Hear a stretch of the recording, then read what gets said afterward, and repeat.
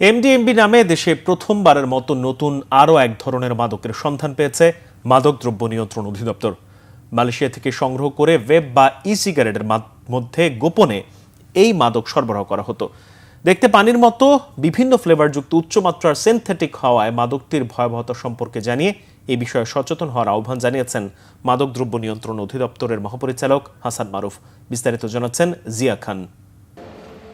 অনেকে নিকোটিনের আসক্তি কমাতে ভ্যাপ বা ই সিগারেট সেবন করেন, তবে এর সাথে মেশানো থাকতে পারে ভয়ঙ্কর মাদক এমডিএমবি। দেশে প্রথমবারের মতো এমন মাদকের সন্ধান পেয়েছে মাদকদ্রব্য নিয়ন্ত্রণ অধিদপ্তর। মালয়েশিয়া থেকে আসা এই নতুন মাদক ই সিগারেটের সাথে মিশিয়ে বিক্রি করছিল একটি চক্র। মূল হোতাসহ চক্রের 4 সদস্যকে গ্রেফতার করা হয়েছে। শুক্রবার সকালে সেগুনবাগিচায় সংবাদ সম্মেলনে সংস্থাটির মহাপরিচালক জানান, সামাজিক যোগাযোগ মাধ্যমে গ্রুপ খুলে মাদকটি বিক্রি করা হয়।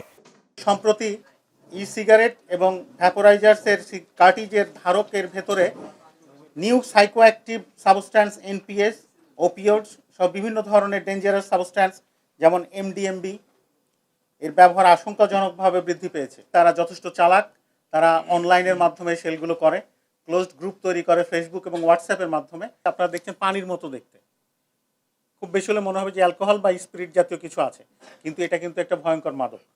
উচ্চবিত্ত এবং উচ্চশিক্ষিত ছেলেমেয়েরাই বেশি আসক্ত মাদকটিতে। শয়তানের নিঃশ্বাসের থেকেও ভয়ঙ্কর এমডিএমবি। মূলত যেগুলো ই সিগারেট এবং ভ্যাপোরাইজার্স বা ভেপস, আপনারা জানেন ভেপসের মাধ্যমে এটা ব্যবহার করা হয়। এটার এক ফোঁটাতেই অনেক ধরনের নেশা, মানে অনেক প্রবল নেশার আসক্তি তৈরি করে, যার ফলে উঠতি বয়সী তরুণীরা এবং বেসরকারি বিশ্ববিদ্যালয় সমাজের যারা উঁচু শ্রেণীর মানুষজন, তাদের কাছে এটি অত্যন্ত জনপ্রিয় একটি মাদক।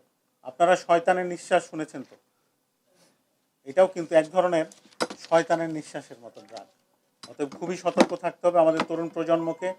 এমডিএমবির ভয়াবহতা বিবেচনায় একে খ থেকে ক শ্রেণীর মাদকের তালিকাভুক্ত করা হবে।